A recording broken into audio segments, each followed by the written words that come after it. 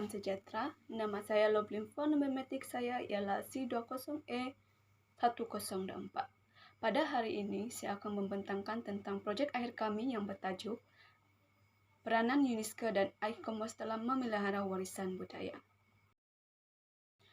Topik pembentangan saya pada hari ini ialah yang pertama, pendahuluan, yang kedua, objektif kajian, yang ketiga, analisis kajian, dan yang terakhir ialah rumusan.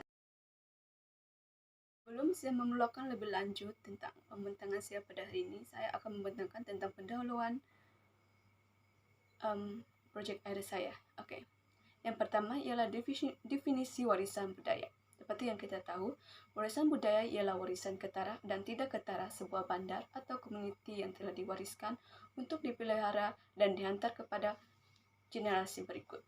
Ia juga termasuk pengetahuan, kepercayaan, norma dan nilai amalan sosial, tradisi, dan adat, tempat, objek, dan apa-apa ungkapan budaya yang lain. Seterusnya ialah definisi UNESCO. Oke, UNESCO ini atau nama fullnya ialah United National Education Scientific dan Cultural Organization. Ialah sebuah agensi pertubuhan bangsa-bangsa bersatu yang ditubuhkan pada tahun 1945. Tujuan penubuhannya adalah untuk menyumbang ke arah kedamaian, keselamatan, dengan mempromosikan kerja antarabangsa melalui bidang pendidikan, sains, dan kebudayaan. Oke, dan yang terakhir, definisi ICOMOS. ICOMOS ialah majelis antarabangsa mengenai momen dan tapak ataupun lebih dikenali sebagai ICOMOS. Ia merupakan sebuah persatuan profesional yang bekerja untuk memelihara dan perlindungan tempat warisan budaya di seluruh dunia. Itu saja untuk pendahuluan. Terdapat dua objektif kajian saya ini, di mana yang pertama ialah mengenal pasti peranan UNESCO dan ICOMOS dalam memelihara warisan budaya, dan yang kedua ialah mengkaji lebih mendalam tentang peranan UNESCO dan ICOMOS dalam memelihara warisan budaya di seluruh dunia, terutamanya Malaysia. Melalui analisis kajian ini, saya telah mendapati empat peranan UNESCO dan 4 peranan ICOMOS, di mana peranan UNESCO yang pertama ialah memberikan pengiktirafan kepada warisan budaya sebagai aset negara. Seperti yang kita tahu, pengiktirafan ialah sebuah pengakuan, penghargaan, atau kedudukan sesuatu perkara supaya dipandang tinggi oleh masyarakat.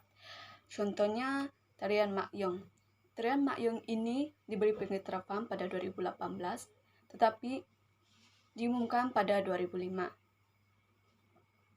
Mak Yong ini berbentuk Twitter purba yang dicipta oleh masyarakat Melayu Malaysia. Ini menggabungkan lakonan, musik, vokal, dan instrumen gerak tari dan pakaian yang rumit, khususnya di kampung-kampung Kelantan di barat laut Malaysia. Seterusnya, saya akan membentangkan tentang peranan kedua UNESCO, ialah mempromosikan warisan budaya kepada luar negara. Oke, mempromosikan warisan budaya dalam negara kepada luar negara juga merupakan salah satu peranan UNESCO dalam memelihara warisan budaya yang ada dalam negara. Di mana antara cara-cara UNESCO mempromosikan warisan budaya ia dengan menganjurkan pelbagai pameran berkaitan dengan warisan budaya. Selain itu, menyediakan poster yang mengandungi isu kandungan yang memelihara warisan budaya.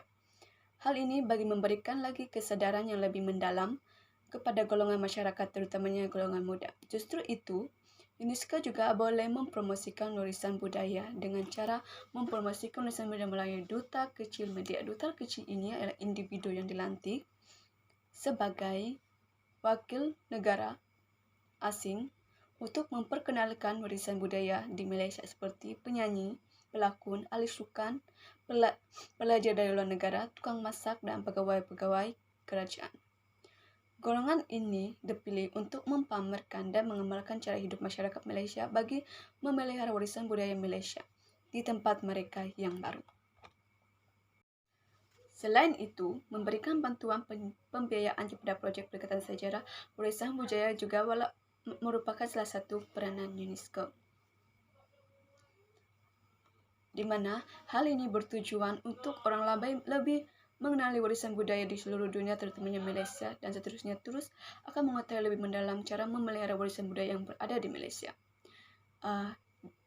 Di mana UNESCO akan menyokong mana-mana anggota negara dari segi keuangan yang menganjurkan festival warisan kebudayaan ataupun apa-apa saja yang mereka lakukan.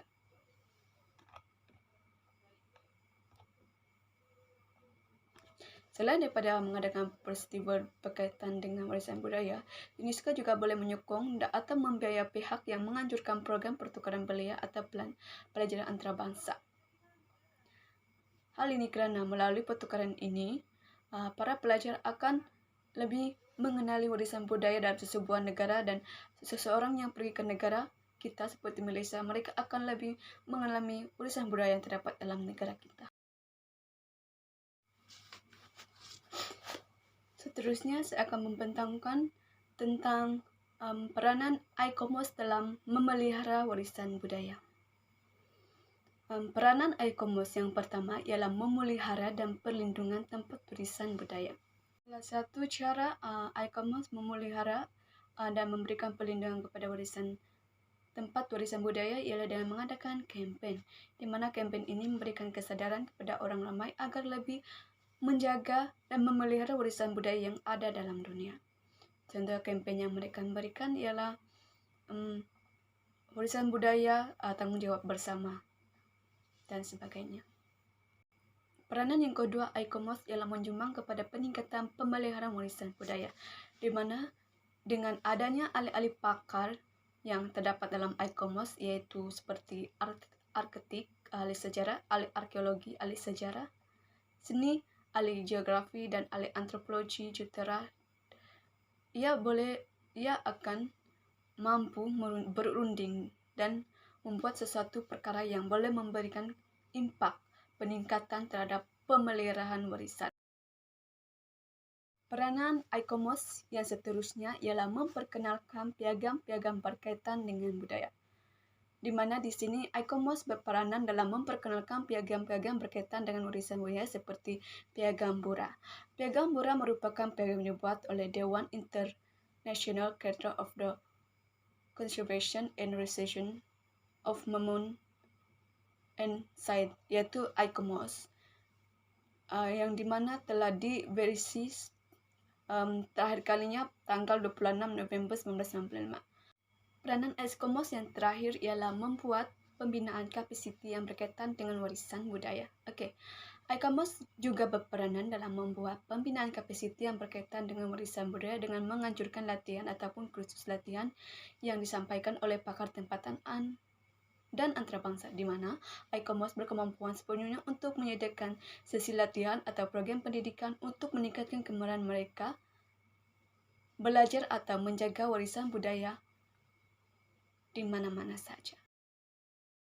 Untuk rumusan kajian saya ini, di sini secara keseluruhannya melalui pendidikan kajian ini, saya mendapati dan dapat menyimpulkan bahawa sesungguhnya UNESCO dan ICOMOS mempunyai peranan yang sangat besar dalam memelihara warisan budaya. Itu saja daripada saya. Sekian, terima kasih.